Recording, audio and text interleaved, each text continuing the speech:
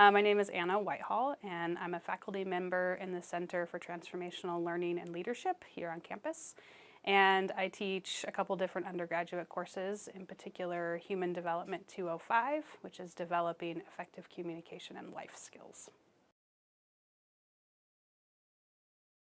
We use values as a way for students to have a foundation to make decisions in their lives. So we want to give them an opportunity to critically think about what's important to them in their lives and really get clear about what are my values and something that I want to use to guide how I move forward in life. The decisions I'm making, the actions I'm taking, all of those things, we want them to be guided by what's important to them. And oftentimes students bring in values from their parents or their communities, but don't spend a lot of time thinking about, for me as an individual person, what's important to me and how is that going to guide where I go in my college life, in my career, in my life down the road. So we want to give them that foundation to do that. So we do that in an active learning setting where we have students engaging both kinesthetically in activities, but also in conversation with their peers and exploring what does this particular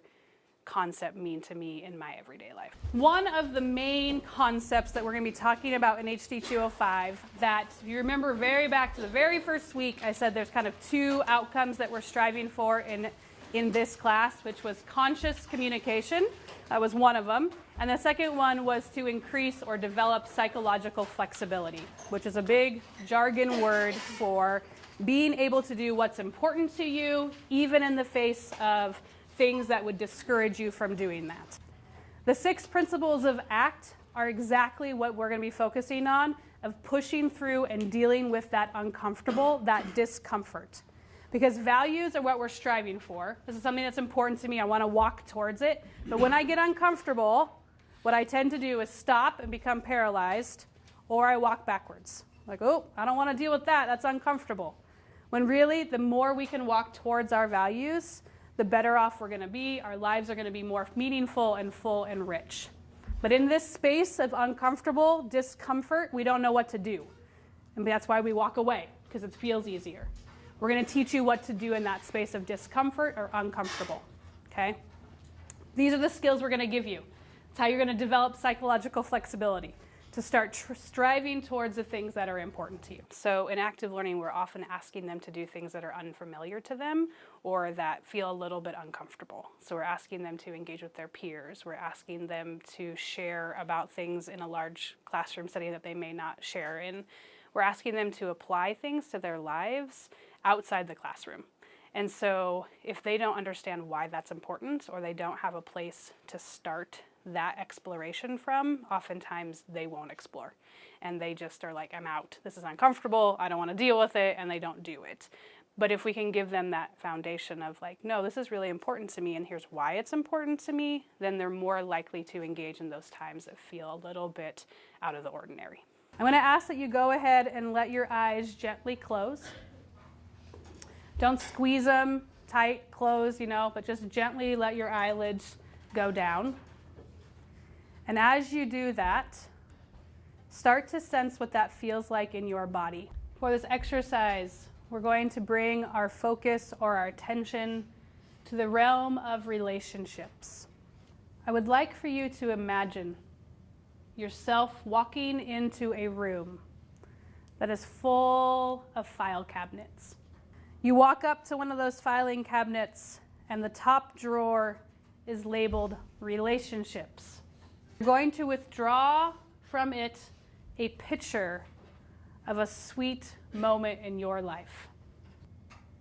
A moment when nothing needed to change or be different, but in that moment with those people, everything was exactly how you wanted it to be.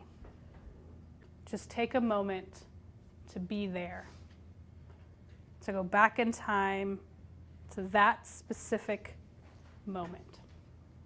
We're going to use that kind of visualization as a starting point for thinking about our values, what's important to us.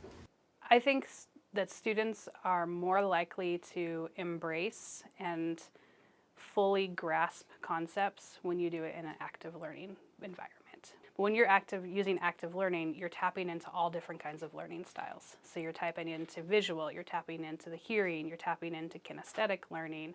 You're asking them to critically think about something, either how it applies to their life or to another set of concepts in the class or to a real life application in their career down the road. You're encouraging that critical thinking, which gets students to be engaging in the material in a different way than if all they're doing is sitting and listening to somebody talk about it. And so you're tapping into so many more availabilities for students to have an access point to get that material than just one way. So what we're going to do is we're actually going to identify for ourselves what are our top values. And we're going to do that through a short activity. What you're going to do is you're going to sort those cards into 3 stacks. The first stack is going to be high importance. These particular values for me in this moment in my life are of high importance to me. The second stack is going to be somewhat important. Like, okay, they're important, but they're not like the ones that I want to strive for all the time. And the third stack is going to be low importance. Doesn't mean that they're not important. Just right now for you, they have lower importance than the other ones. I want you to do it by gut reaction. You read the word and it's gut reaction. High importance, somewhat important, low importance.